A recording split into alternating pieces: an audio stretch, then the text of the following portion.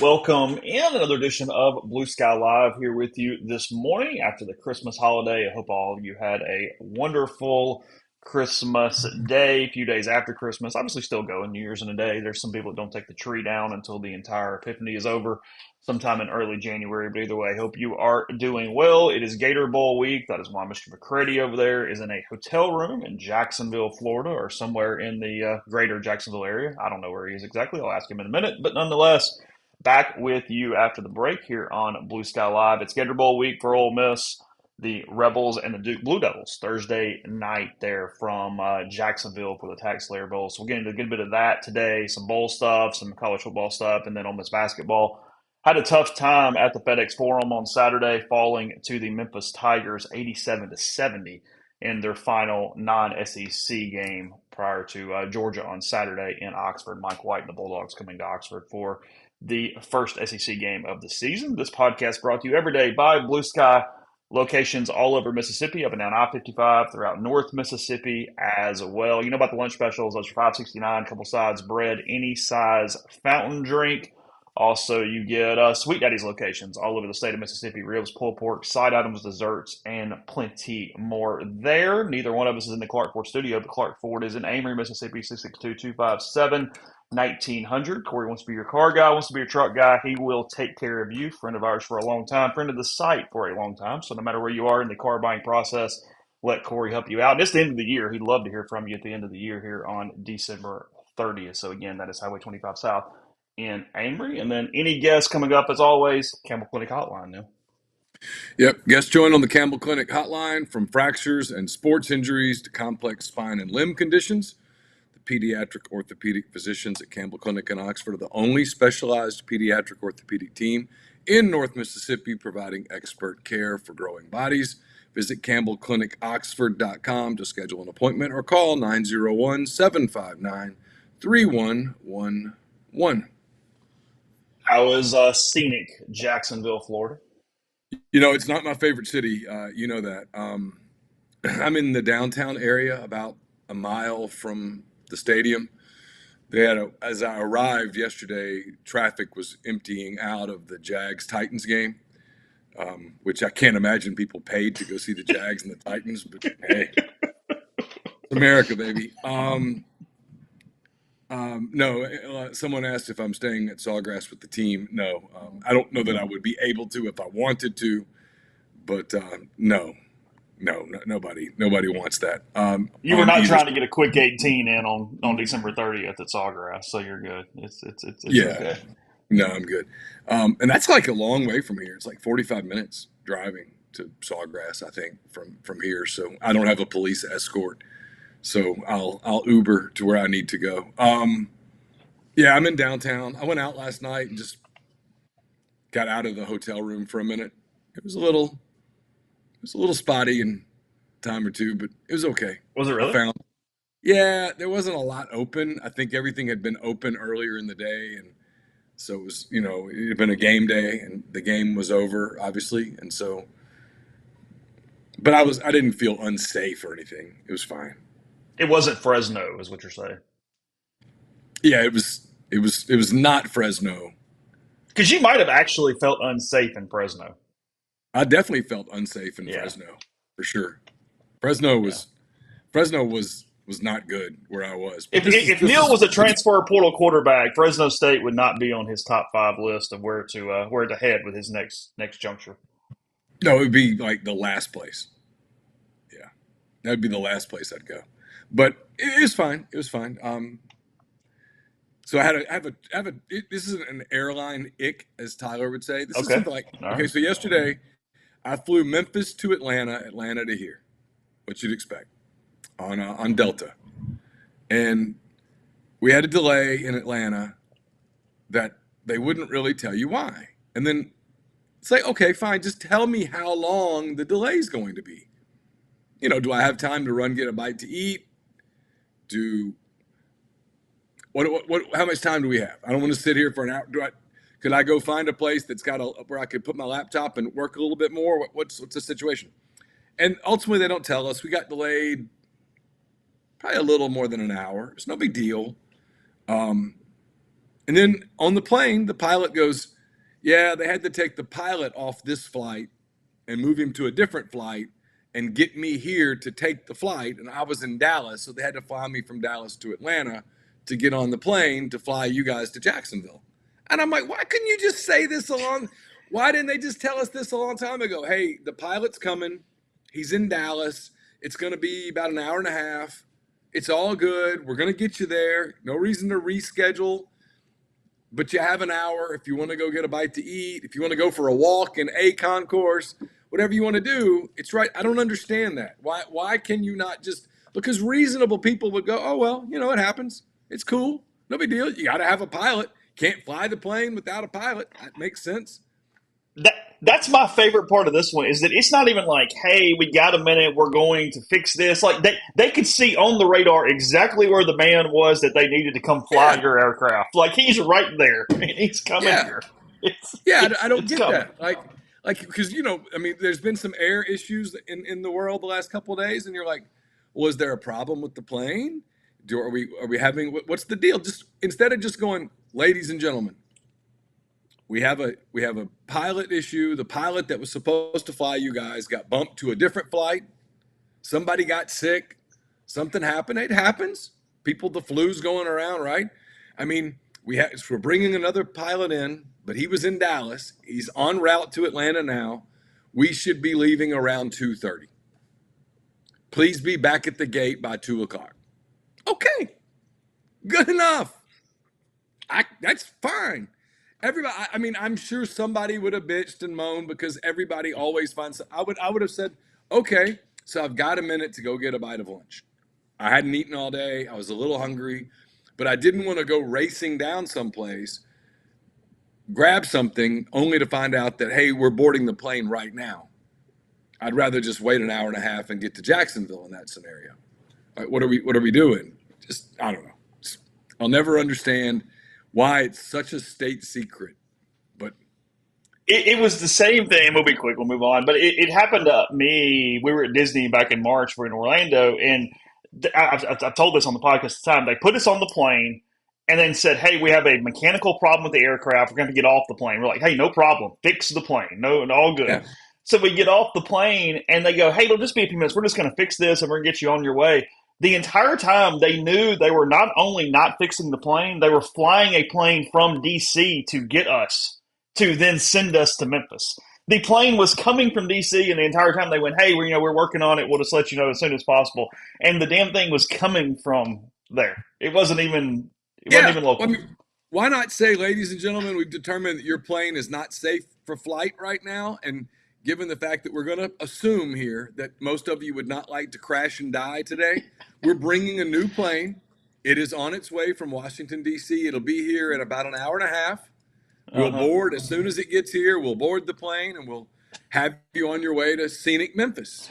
Why No is that reasonable so human hard? goes, no, no, no, put me on that plane. No, I want to go on that plane. Sorry. No, no. Just tell you, hey, you've got some time here. Go get a cup of coffee, go for a walk, whatever you want to do. You've got some time. Be back at the gate in an hour and a half.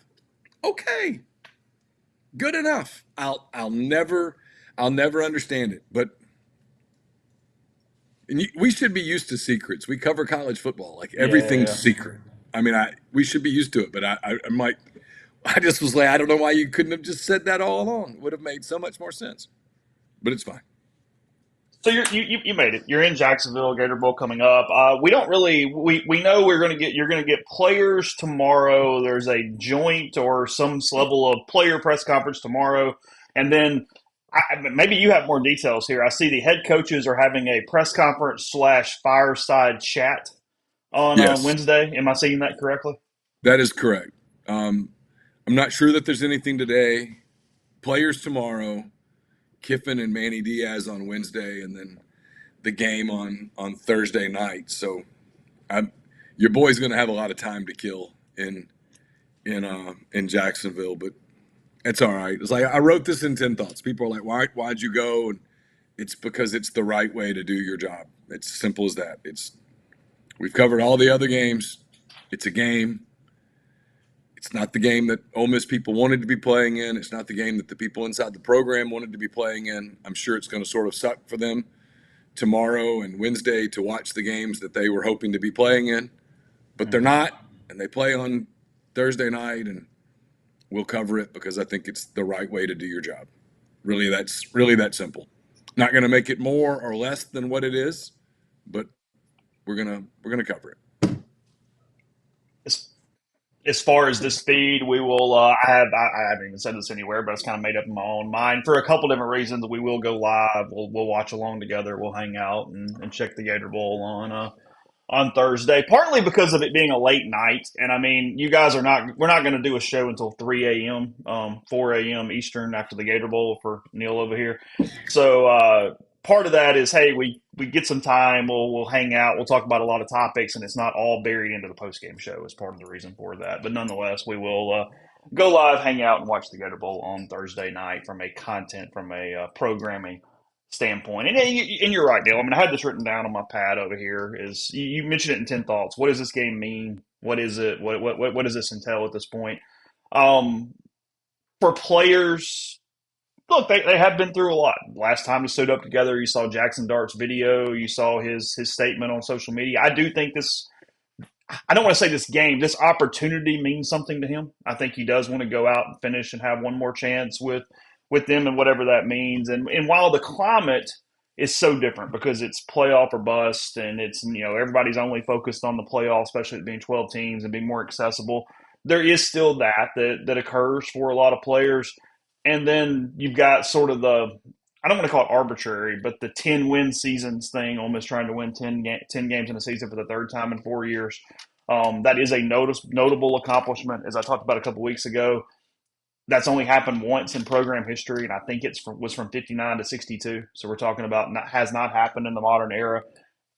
On a scale beyond that, it's just kind of a football game, and I think that's what you're talking about. Is you're not, you and I were discussing right before the thing, and you said meaningless, and you went, well, it's not meaningless. It's just not full of national context meaning. There's a difference there. I mean, you're going to play a game, better off to win it. You're the only college football game that day. All that stuff that we talk about, but then you get down into it, and go, hey, what does it really, really mean? And you go, I don't know, because it doesn't. In my opinion, it doesn't affect recruiting. It doesn't do anything as far as that standpoint. I am a little concerned. I'm sorry, concerned is not the right word. I am a little curious. I don't know why I said concerned. Curious how long Jackson Dart plays. I mean, is this going to be a Cam Ward thing where you go for a half and then get Simmons some work? I saw Miami. They mentioned that their PR response, which I mean, I didn't care. I don't care how long Cam Ward plays. I'm not holding it Right. against Cam Ward. The people that are like bashing him, I want to bash them with I, something actually. So I it's hate fine. I hate those people. Yeah. I'm But so my I'm point so done is, with those people. I mean, I really I, no one's here's having where that we are argument. though. Neal, here's where we are though in this sport. When somebody asked me the other day, they said, "How long is Jackson going to play?" And I said, "Well, A, I don't know. I have no idea. Two, Miami said in their PR response, we needed to evaluate our backup and know what we have for next season. So we needed to play for a half, get him in there, and that made sense to us. Whether that's true or not, I have no idea. It's not the point. But I'm thinking if Dart plays for a half, Simmons comes in, and sure, Ole Miss would probably like to see Simmons for a half and throw it around and get a little more game action work and all that stuff. But in my head, because of the world we're in, Neal, my mind goes, probably just runs his price up when he throws for 4 touchdowns in the second half of this game. Like everything in my head is based around the fact that you can constantly renegotiate. So in my mind, I'm going in some ways, these bowl games are just other opportunities to play and potentially be worth more on either the open market or the team that you're in currently.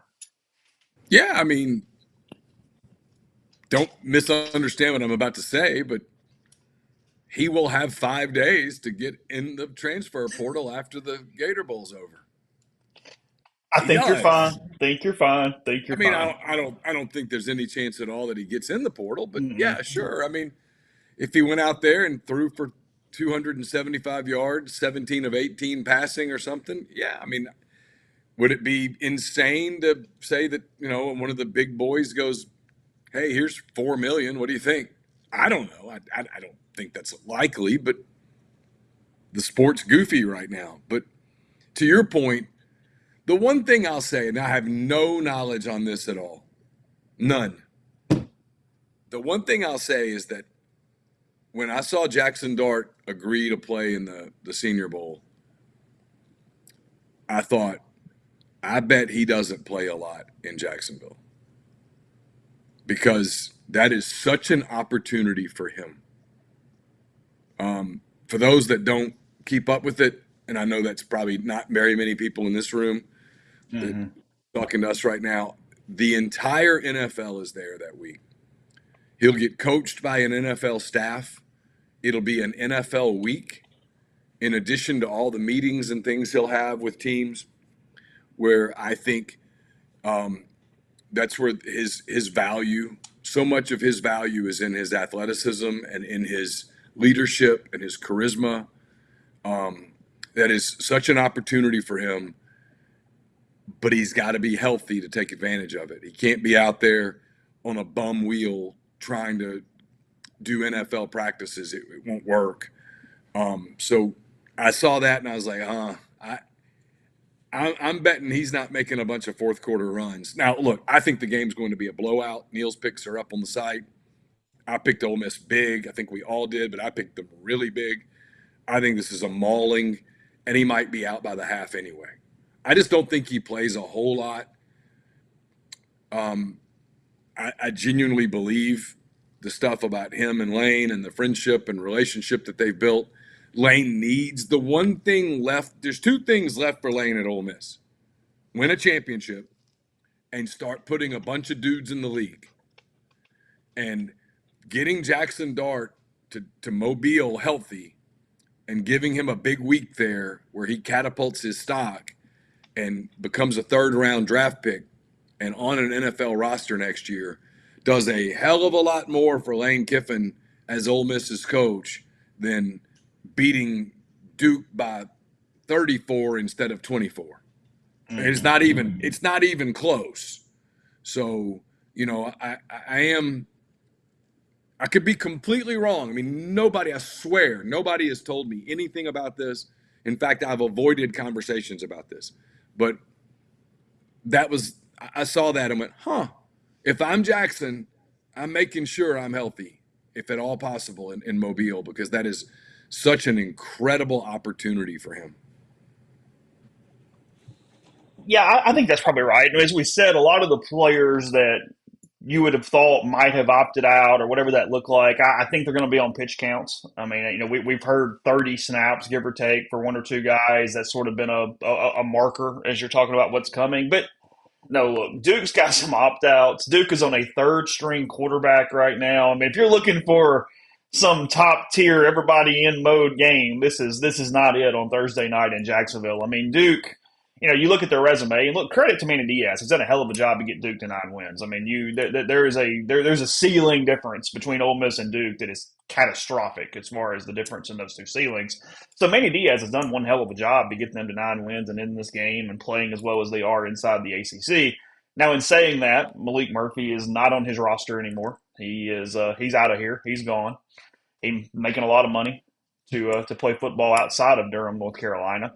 Their backup gets into the portal, and then they are starting a kid. Henry Boleyn is his name. He's a 6'3", 220-pound quarterback that has not started a game, and he only has one start in his career, and it was against NC State in 2023, and he was not pristine in that game in any way there against Dave Doran.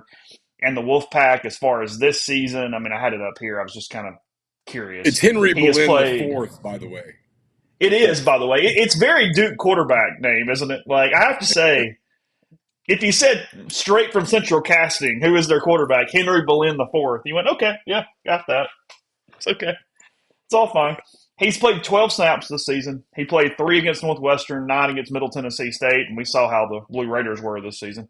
And then he's listed as having played against Florida State but has no snaps, so I don't know how that works. I don't know what he did. But he's played 12 snaps on the season, and then again, he has not started a game or played any considerable action since 2023, and that was against NC State. Even then, he only played, let's see, 4 games in 2023 and only one to any type of real snap action at all. Against NC State, he went 4 of 12 for 107 yards, which is a weird stat line. 2 touchdowns and 1 interception. So he was 4 of 12, 107, 2 and 1. He does appear to run a little bit. Doesn't scramble. He stays in the pocket, but he does appear to run a little bit. But again, I'm not doing a huge breakdown of Henry Blinn. I'm sure I'll put that on the site in the next few days. That'll be riveting freaking content. But in general, point is they got a lot of guys not playing. They're on a third string quarterback. If Ole Miss's defense shows up to any considerable degree here, I don't know how Duke scores. Like I just don't. I think I predicted 31-9, and I don't know how they're getting to 9. I mean, I don't know. I just I'm having a hard time buying that Duke is going to be able to generate anything as far as protection or downfield movement against this Ole Miss defense if Ole Miss cares. And look, I mean, motivation matters in bowl games. I mean, more than ever. I mean, you hit the nail on the head when you're looking around the SEC and we're making these. It's what we do. It's not what we do. It's what the national media does. It's what fans do because there's social media and you're just watching everything and you have to have a take and it has to really, really mean something. But more than ever, putting conclusions on conferences and teams because of bowl results has never been more foolhardy because you just don't know what's out there, who cares, or any of the 7 million things going on behind the scenes in these bowl games. You can't read anything into these damn things anymore. By the way, if you do want a breakdown of Duke, won't be Henry Boleyn the fourth specific, obviously, but if you would like a breakdown of Duke, it'll be airing today at MPW Digital. Pete's Pigskin Preview presented by Meadowbrook Wealth Advisors. We do take a good look at the Blue Devils on both sides of the ball. So if you want to see what Duke likes to do schematically, it's going to be available for you here on the big channel. Tease it a little bit on defense. What does Duke do defensively? Well, it's completely different than what Manny Diaz used to always do, which was, he liked a lot of pressures and exotics and things. It's more of they're going to try to make you drive the field. They're going to try to take away the explosives and take away the big play and make you make mistakes. They're very good on the second level, especially with getting underneath in coverage. They've created a lot of turnovers with really good coverage from their linebackers. That shows up on film. And then the other thing that shows up on film is they make taking the ball away a priority, and they're pretty good at it. They create a lot of turnovers with fumbles, with gang tackling, tackling the football, things of that nature. It's kind of what they've done. They benefited from a favorable schedule. And sometimes people hear that and think that you're insulting a team. No, not your fault that you got a favorable schedule. Take advantage of it. And they did. They went 9-3. They took SMU to overtime. They did some nice things. Now, to your point, that was Malik Murphy. That was some other people there. But Manny's done a really good job in year one at Duke, and they're one of the programs that will have already benefited in some ways from the rev share model that's coming into play. And in that league, I mean, I think they've got as good a shot of anybody as making some noise if they can recruit the right type of player. And I mean, he's a good coach. He's got a good coaching staff. And, this is probably a game that if the football gods dropped in and said, hey, what if nobody gets hurt and we let you lose by 17? Done? I think he'd probably take it and just kind of move on and get to the next step, which for them and for Ole Miss and for everybody else is the very next day you're trying to get guys to your campus for portal visits. So it's a totally different mode than kind of previous years when the season would end and coaching staff would have a few days to hang with their families or whatnot. Now you got to race back to campus because you have portal visitors coming in. Yeah, they signed Mensa out of Tulane. Tulane, I mean, Duke would have had no chance of doing that in the old era before rev share kicks in. And what they're paying him, they decided to pay him a ton of money. to come play quarterback for the Blue Devils. It is an NFL model of using a large percentage of your salary on your quarterback to make sure you have one of those as you move forward. Yeah, no, I mean they're a nice team, or at least they were a nice team prior to the opt outs. Yeah. I don't know what they're going to put on the stadium. I don't expect a full crowd in Jacksonville from either team or corporate. I think, kind of like we used to say, when you go to the basketball tournaments, you got to create your own energy. I think you have to create your own energy a little bit in the building on Thursday if you're going to have that. I'm not hearing that the attendance is going to be anything overly splendid from either side or from the local Jacksonville community as it pertains to that. So yeah, I mean it is what it is. That's where Ole Miss is sitting, and you mentioned the portal, Neal. I feel like I had something else, but it's fine. We'll move on. Um, we see changes every year because it's still so new. Frankly, there's going to be changes next year because we don't know what the policies are going to be for next season. But I did a thought exercise. I think is the way I want to put it. I did grades on Ole Miss's portal class from last year. Now that a season has been played, how did each player do? And it wasn't. We kind of got caught in the minutia of should it be an A minus or a B minus, and that really wasn't the point. It didn't matter as far as how you want to say it. It was just did you get relative productivity out of enough guys to make the portal class a success, and what does even a success mean? And I think what stuck out to me was even a year later, and again, it's only December 30th, as you mentioned. Every team who gets eliminated or gets done with their season, those players have 5 days to enter. Coaches changes, you have more days to enter. There's a spring period. Ole Miss added key guys in the spring last year, so it's not over. But to date, and we knew this was coming. This is one we both got right. Players have more money to keep their best players. If they think they're going to have rev share money, you can pay your top dudes and you can keep them. And I think what we're seeing here very quickly, barring a run of top level guys getting into the portal, is that the top level guys are not getting into the portal. There's not a ton of Walter Nolans out there right now. There's not a ton of Princeleys out there right now. At best, you're getting kind of the Trey Amos, who he's talented, but he hadn't played a ton of snaps and he's trying to figure it out. And you get that 1 year. It's high ceiling project guys for the most part, which is what you saw last year too. But you look at Ole Miss's class, and Ole Miss right now has one of the top portal classes in the country. I think they were ranked 3 or 4 by the various networks here in the last couple of days. But there's not that guy where you go, hey, if he does the exact same thing with his stats as last season, that's a success. Almost everybody Ole Miss has picked up in the portal has to get better or be coached better or do something to improve their production for next season. And unless we're seeing some big change, that's what the portal is. And that's what the portal has become for the most part outside of quarterback. Quarterback's different. But outside of quarterback and the money is going up where it is and all these different things, all this does, right, Neal, is make a more of an emphasis on high school recruiting and multi-year guys that you've gotten into your program. I mean, that's the only answer that I can take from this situation to date right now. Yeah, I agree with you. So I think it's interesting. It's one of the reasons we kind of had this conversation with Kiffin a few weeks ago, and I've seen other coaches start to sort of echo those comments, which is as you become more professional, and that's where they are.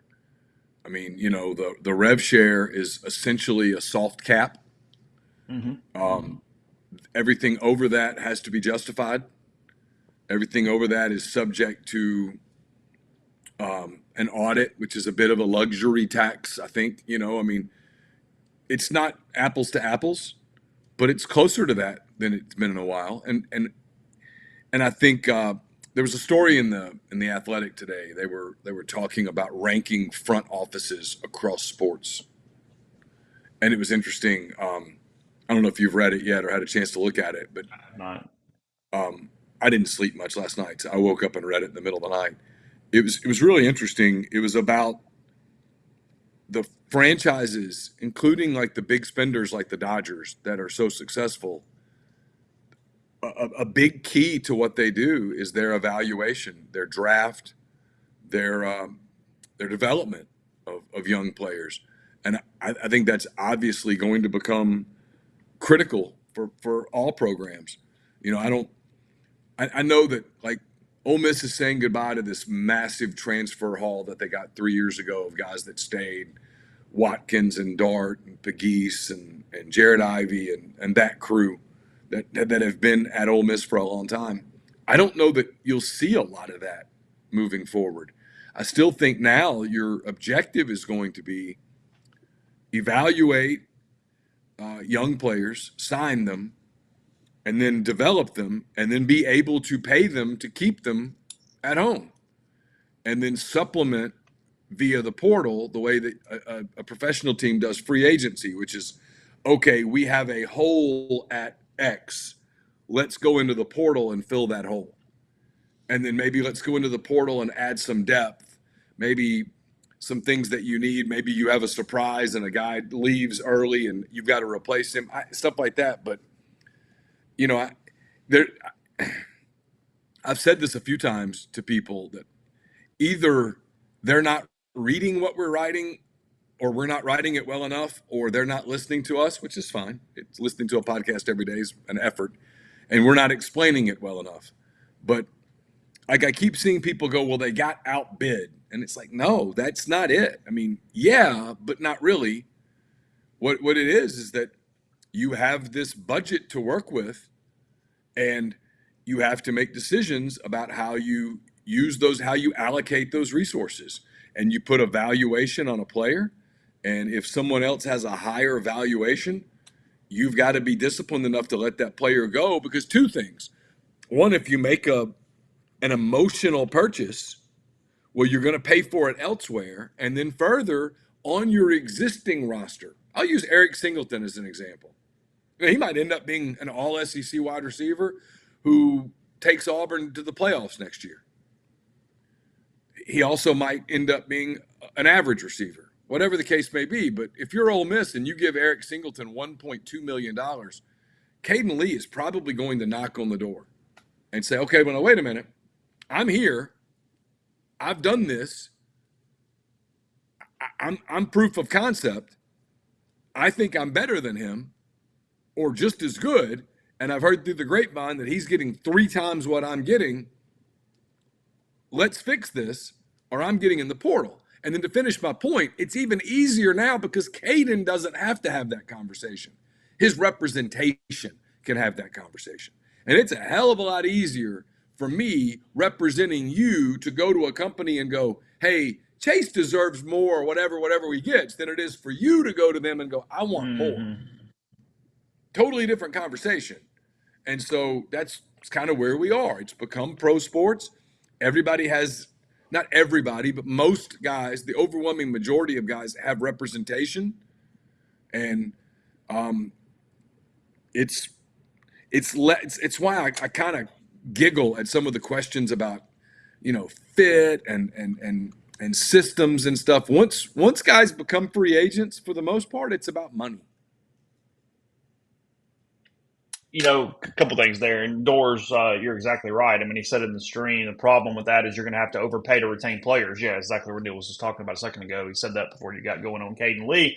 Because, yeah, there's a premium on players already in the system, their price only goes up and everything goes up. And we're in this big inflation period as far as even the money that's going on with this. I mean, it's 100% true. And look, the dynamics like the locker room aren't in play in the same way. But from a straight budget on the spreadsheet, how do we put a class together? I mean, it's the closest thing that I can think of, and I get the level is an exponent times 1,000. But it's back when I used to try to cover, because now it's completely impossible. Used to try to cover high school baseball recruiting, and you go, "Hey, this kid from Jackson Prep signed with State. They just beat Ole Miss, right?" You go, "Well, they offered him 62%, and Ole Miss offered 31%." It's like, so Right.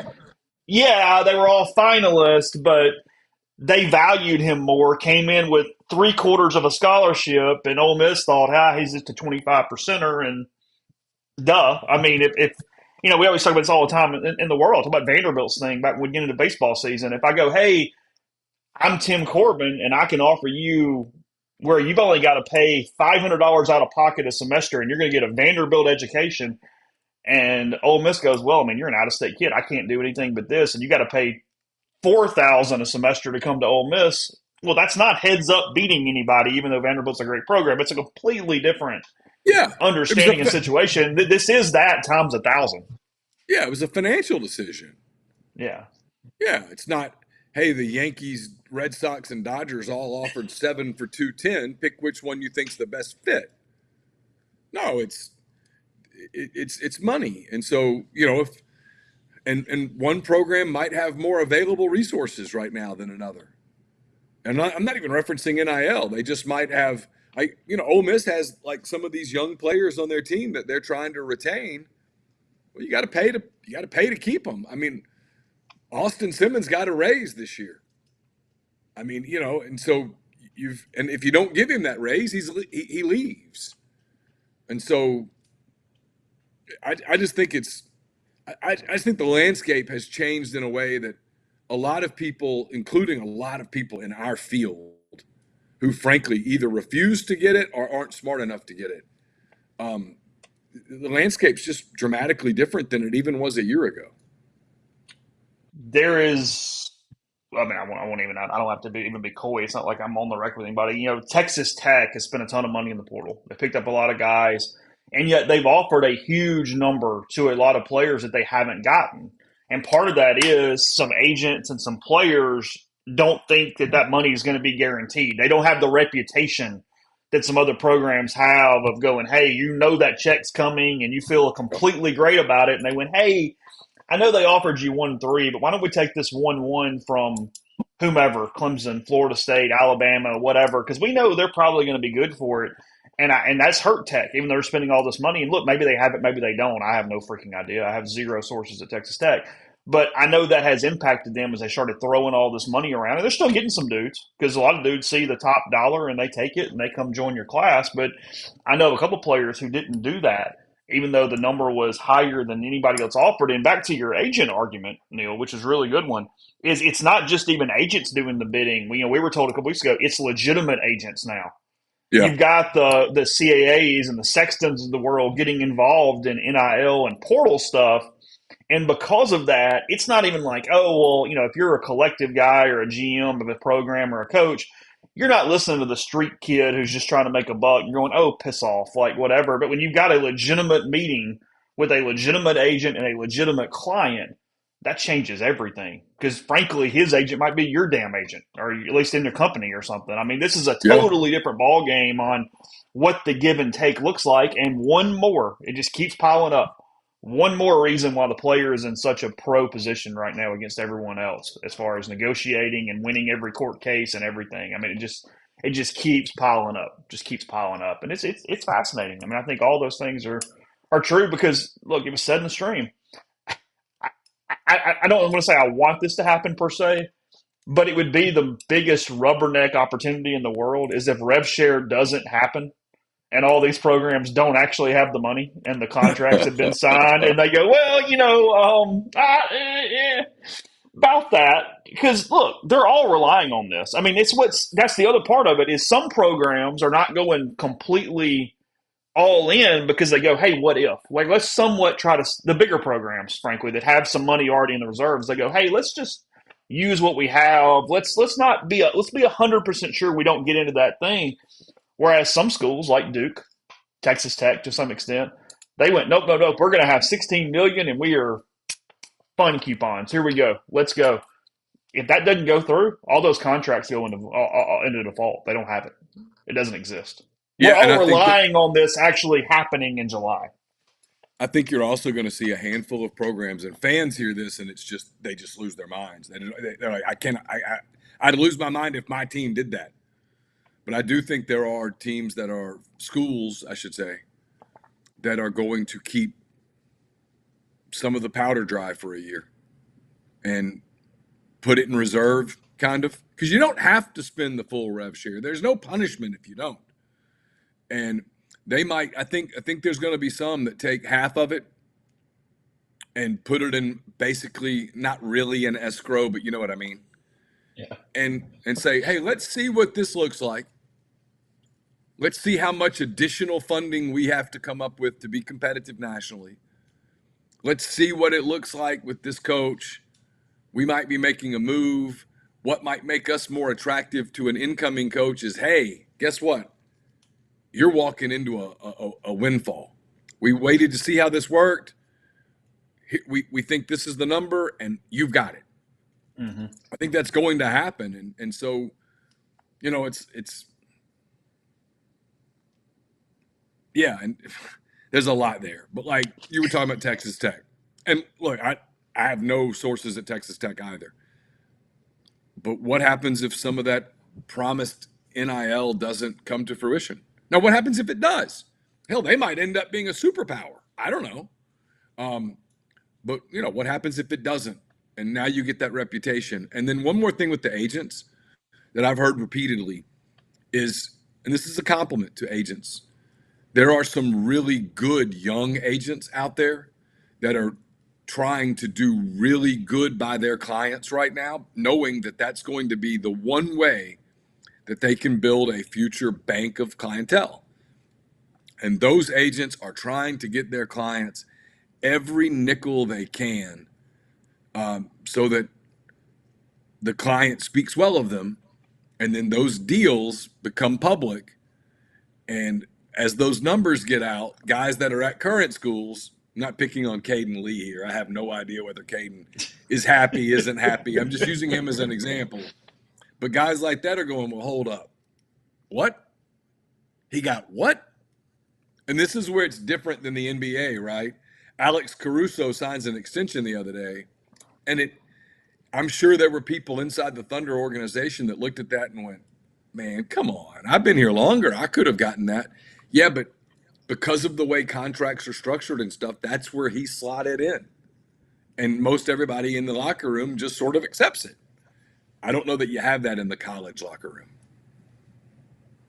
You don't, and to any degree. It does not exist. This stuff becoming public is the worst thing that could ever happen to a college locker room. There's zero doubt, because it was already happening anyway. Missouri was hit by this in the last couple seasons with a lot of infighting. They were one that came out pretty publicly in that point. Caden might be waking up this morning, turning on the podcast and going, hey, I ought to go ask for more money. You're right, Neal. You know what? Yeah. What's Caleb Odom getting? I know he plays tight end, but it's all right. Let's do a little comp there. Let's see what we're doing. I know nothing about Caden's situation. His name just popped up in my mind. Oh God, I don't know. That's where we are. I mean, we'll hit a little bit more tomorrow, but that was the thought, was the portal's a lot of project guys right now, talented players, a lot of guys moving around, not discipline issues. You're not seeing that like the old JUCO days. You're just seeing guys that didn't pan out quickly because we have no patience. If a kid doesn't play as a freshman, he's a bust. Move on, out of here, peace. Like it just. Jackson Dart is the face of a program, and he started half a season at another school. I wrote about this in 10 Weekend Thoughts yesterday. I was going through security in Memphis, and there was a guy who looked like a football player right behind me, and he had on a Boca Raton Bowl sweatshirt and like slides. And I was like, you going home for the holidays or whatever? And he's like, yeah, just for a couple of days or whatever. And I said, you play in the game? And he goes, yeah. And I said, y'all won? And I said, who do you play for? He says, UTSA. I said, did y'all win? And he goes, yeah, we won. I was like, oh, congratulations. And I said, so no transfer portal for you? And he goes, no, I'm getting ready. I'm getting ready to get in. I've got 2 visits lined up. I'm going to Oklahoma and Vatech. And I was like, good for you, man. And Neal said, Neal McCready, Rivals.com. You got 3 minutes? No, okay, good. I just had he said Ole Miss, I was contemplating, all right, I guess I have to try to talk to you. But when he said Oklahoma and Vatech, I'm kind of down to those 2. I was like, hey, good luck to you, man. That would have created such a quandary for you. If he goes, yeah, Lane Kiffin's been calling. You go, oh, shit. Okay. All right. Yeah. Good. Thanks. Yeah, I'd have been like, what's your name? Can I get your information? Damn it. Then I would have gotten on the plane all the way to Atlanta just hating myself. At least, hey, look, though, he was wearing the gear, Neal. The fossil watch still matters from these bowl games. They get the slides. They get the watch. They get the autographed ball. I mean, it was only like 15 years ago that we would publish stories about what the bowl gifts were. Yeah. Now, who gives a crap? I mean, good Lord. Yeah. Commemorative medallion. Okay, thanks. No, he was a nice kid though. I didn't even ask his name. I wasn't going to stalk him. I was just making conversation while we waited for our bags. The whole deal. The SEC baseball tournament used to give commemorative coins as a media gift, and I thought, is there a worse media gift in the history of the world than that? Yeah, I always What wanted to is go. Is there anybody that wants this? Like, really? seriously? Hand me a phone charger if you really want to help me. Hand me a USB port thing or something. Yeah, Okay, that's great. Is it the Peach Bowl that gave media gifts every day? There's a new one. I I think it don't was the remember Peach that. Bowl. Yeah, they had like a Uh, backpack on one day, and they started giving you all those like Moby chargers before they really became a thing, like the remote chargers one day. Like there was like multiple stuff you just went and picked up as the uh, thing I ran got out. screwed in that. I don't remember that. Cotton Bowl was big on giving coats. They gave like windbreakers and stuff. Oh yeah. Yeah, you don't remember that? Uh-uh. I do remember the Yeah. competition that we had, the Wii competition, and you Hmm. could win like a TV and stuff. Because I won something. I finished Yeah, second in Wii bowling. it was Wii bowling, ping pong. I think pool was a competition. It was they called it the Media Olympics, and they gave prizes for the different specialties there. I was Wii bowling was in my wheelhouse at that point in my life. We had the Wii was a big part of the family activity at The, that time. the bartender at the Cotton Bowl was named Graham. I don't know why I remember that because I can't tell you what I had for dinner on Friday, but I can tell you the Cotton Bowl bartender was named Graham. We talked to Graham a lot. That's probably A fair. lot. Fair. I think Graham Yeah, actually Austin liked says, us. yeah, Peach Bowl computer bag in 14. Yeah, I remember that. Like, you got backpack one day, all the different stuff. Because the Sugar Bowl the next year gave the same, like, OGO backpack, and I still used it for a long time. I actually think it's over here somewhere. It has a ton of pockets. I took it somewhere on vacation in the last few couple years or something like that. So you don't know what you're getting from the Gator Bowl yet. I would assume nothing. Oh, really? Yeah, I don't. You think that's a bygone time? That's my impression of the Gator Bowl. This is pretty late, low key.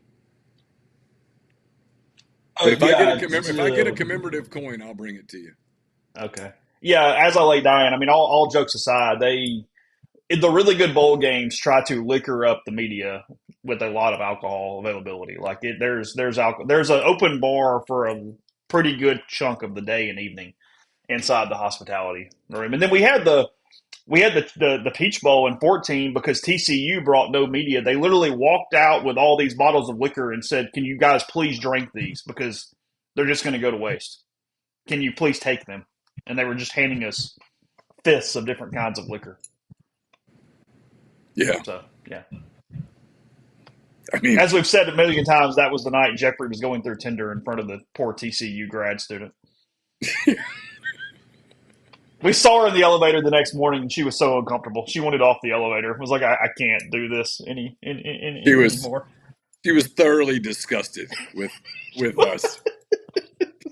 She had she had no she she had she in her mind, and listen, it's arguable. In her mind, we had no redeeming value whatsoever, Yeah, that was fair. and it was Let's fair. transition. Let's transition a little bit. Ole Miss loses 87-70 to Memphis, FedEx Forum on Saturday. I give them a little credit for fighting back early because Memphis jumps out to this really energetic start, and they did at least level it, get back to a very close game at the half. Musa Cisse, that former Rebel, 13-11 for the Tigers inside, and not just has a big game, but has a big game in the area of weakness for Ole Miss because they're so poor in Well, the post right now. They just don't have it. Overall, environment, day, game. I mean, just kind of take me through it a little bit on Saturday. I give Memphis a lot of credit, man. I mean, they fill up that arena and it's loud and they're into it. They love their basketball. I mean, all jokes aside, they really do. They they had a plan of attack. They're very. I love their little point guard. I don't know how small he is. He's small compared to all their bigs. Um, they had a good plan, and I just thought I was going to write the whole thing about how Ole Miss got dominated in the post, and then I looked at the final box as the game was ending, and I'm looking at the box, and I'm like, the numbers don't support that, and so I kind of scrambled a little, and then I asked Chris about it, and he was like, "No, man, that was the game within the game, and we lost it." Chris was more upset with his team's approach. He didn't like their approach. He talked about how he knew that Memphis, for a number of reasons, was going to be, his words, emotionally attached to that game.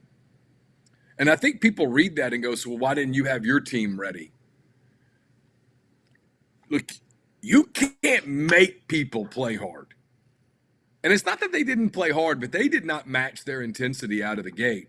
Now, they came back and cut it to 2 at the half. And I mean, I made a post in the game thread that if you're Ole Miss, you're thrilled.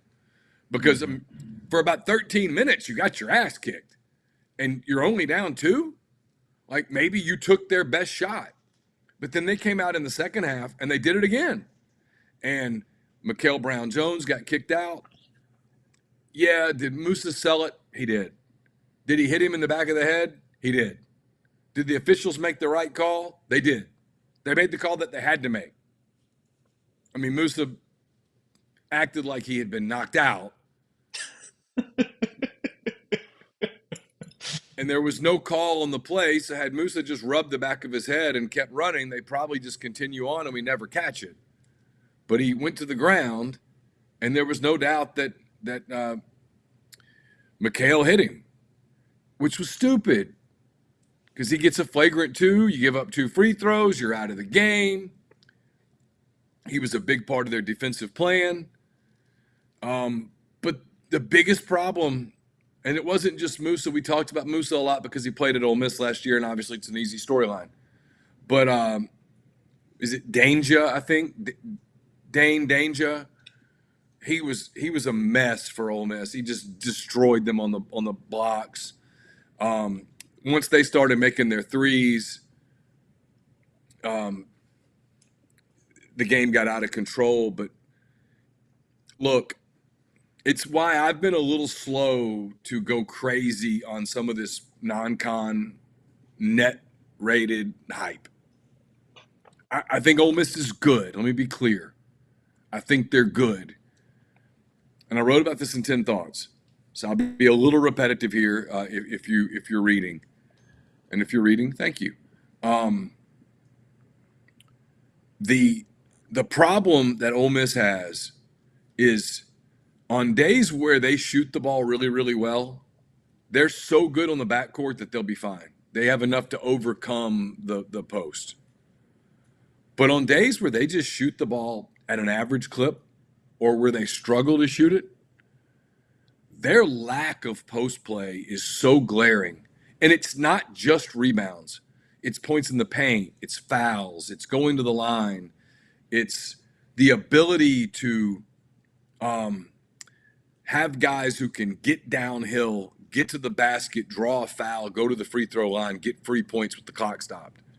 I just don't know that they have a lot of that. And there's no trade deadline. There's nowhere to go get it.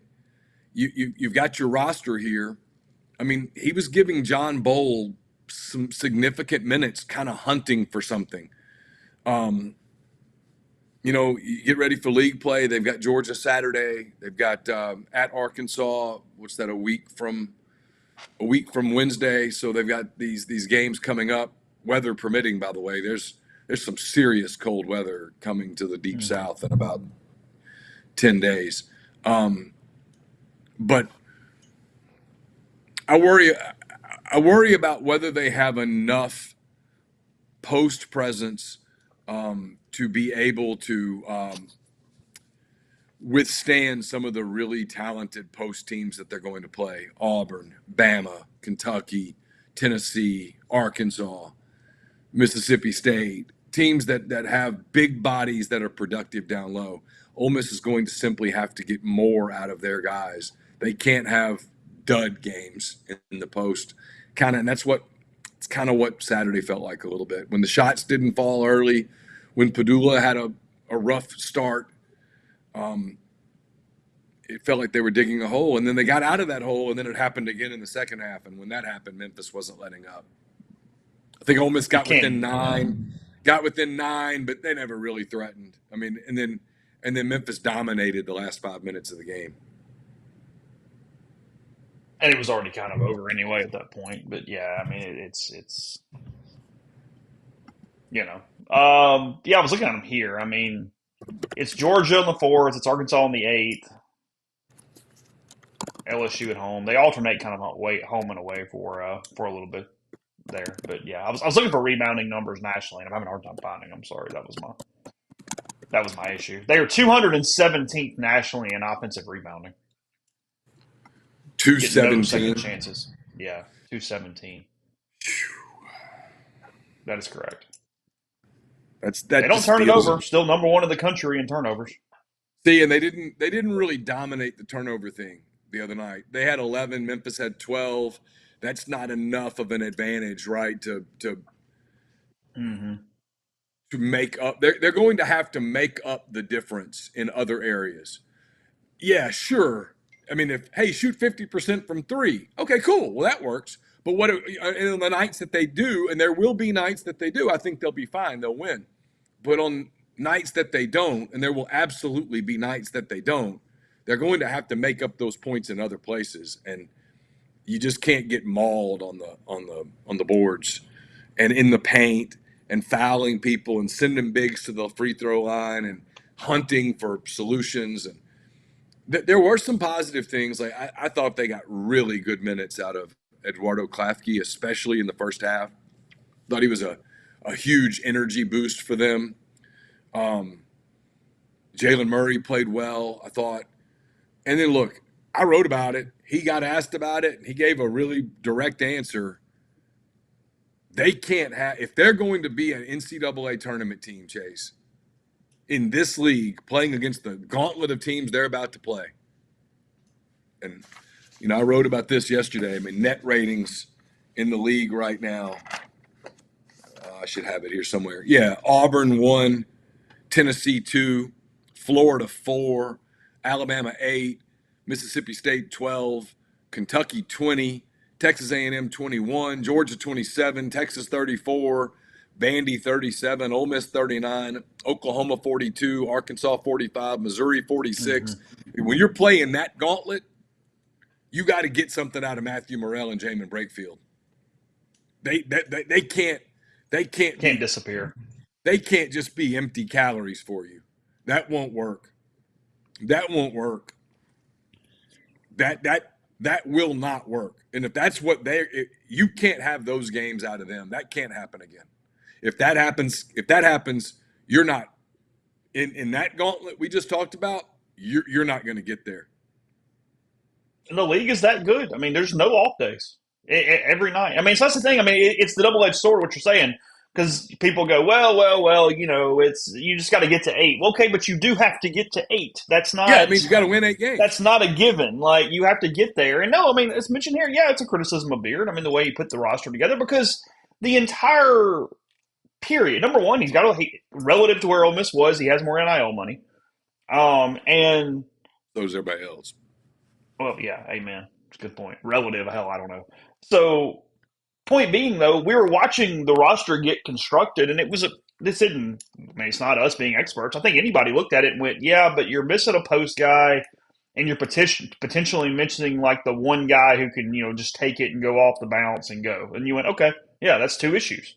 And they just never seemed to fill them as you went. You know what I mean? It just kind of stuck that entire time, and you went, well, that's the roster. Maybe it's enough, maybe it isn't, but that is the problem. If you're going to have a problem. And look, the 2 conversations we're having running in here together, Neal, I'm seeing a breaking news alert this morning. Florida State, 6 former Seminoles. You okay over there? Yeah, me, I'm good. Okay. I'm getting feedback. I don't know why. Oh, okay. Yeah.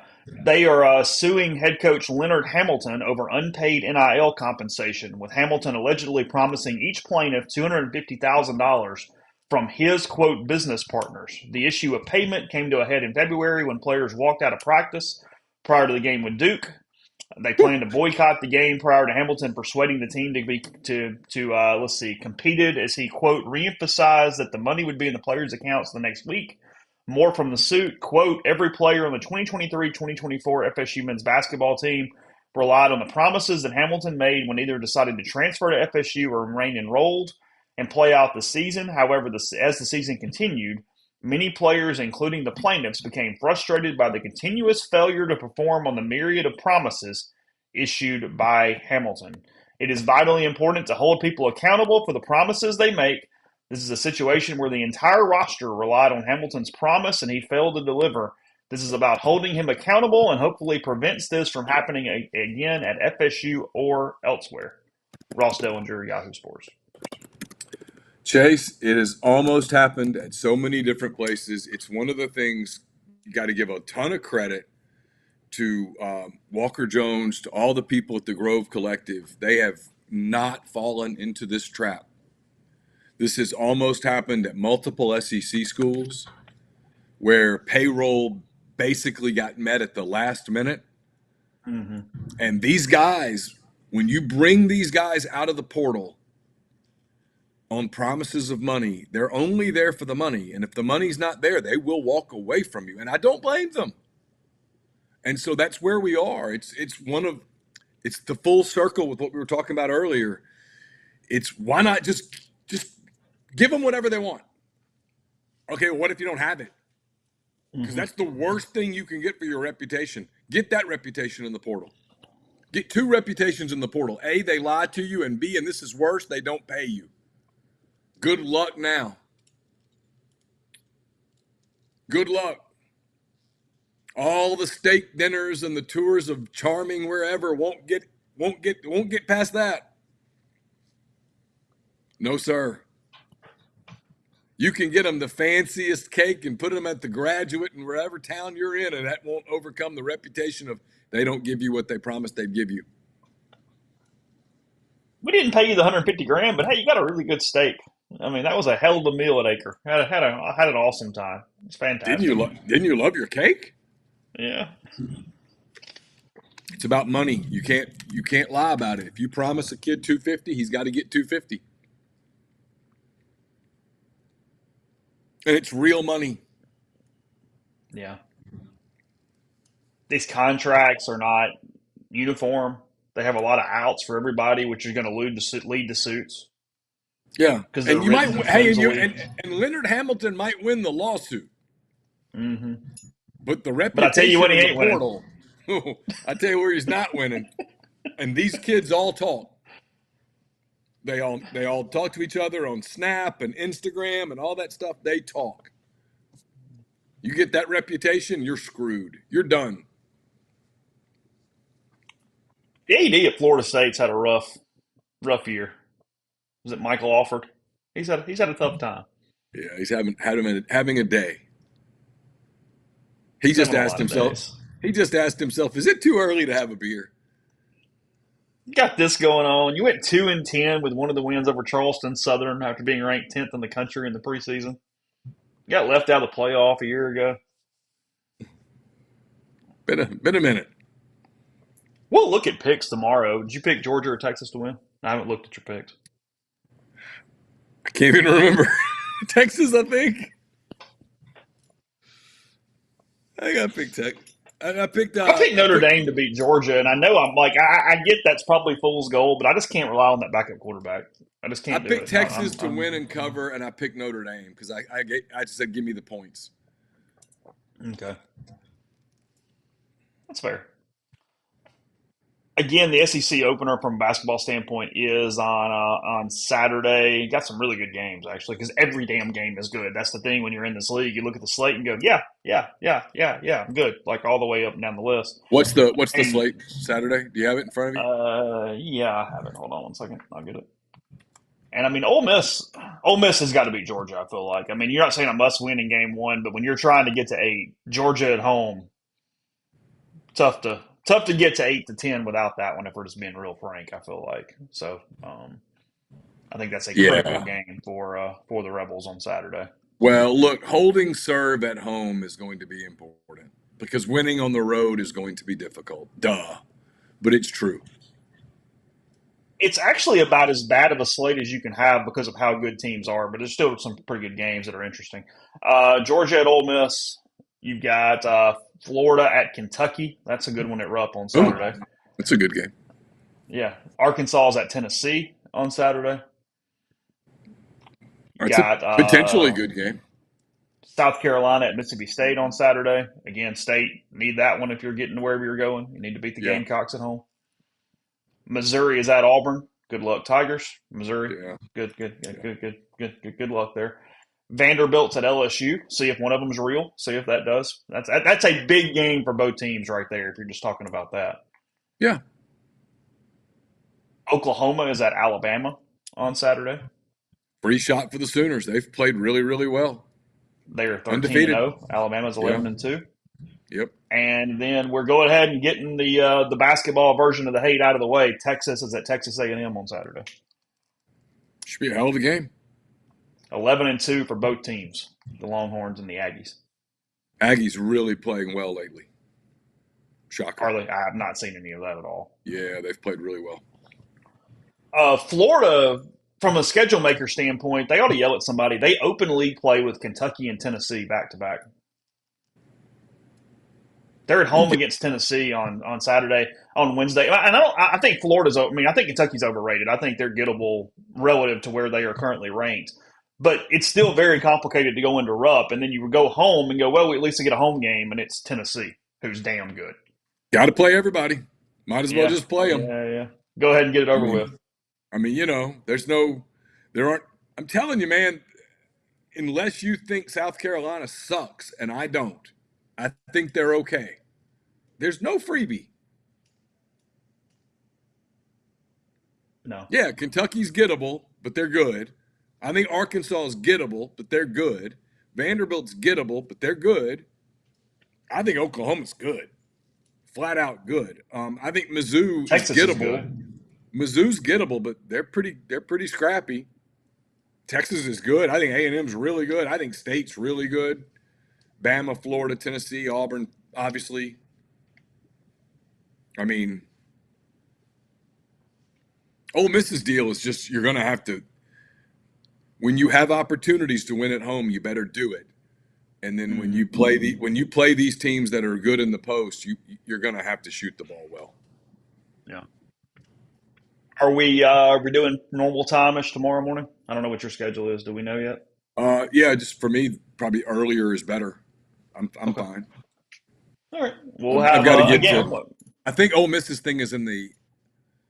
I think I'm fine. I got the email yesterday. I think it's like 1:00 or something. The players. Okay.